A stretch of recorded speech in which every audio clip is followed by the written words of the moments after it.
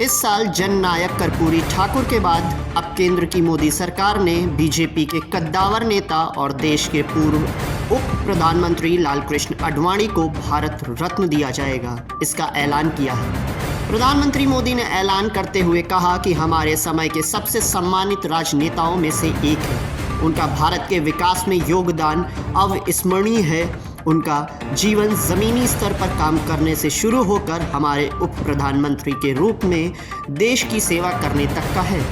उन्होंने देश के गृह मंत्री और सूचना एवं प्रसारण मंत्री के रूप में भी अपनी पहचान बनाई। आइए आपको आडवाणी के बारे में कुछ बातें बताते हैं।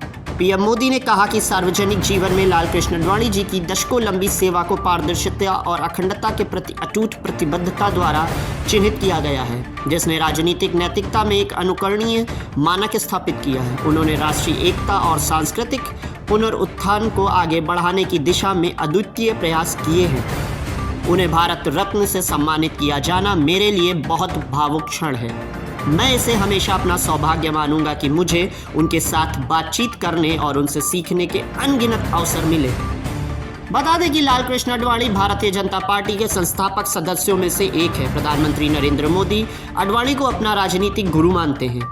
भारतीय जनता पार्टी आज जिस रूप में है उसमें लालकृष्ण आडवाणी का बहुत बड़ा हाथ माना जाता है।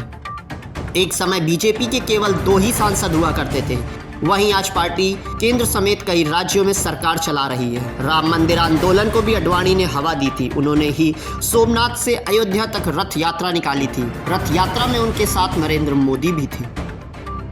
लालकृष्ण आडवाणी पार्टी के एकमात्र ऐसे नेता रहे हैं जो 1980 में भारतीय जनता पार्टी के गठन के बाद से ही सबसे ज्यादा समय तक पार्टी में अध्यक्ष पद पर बने रहे।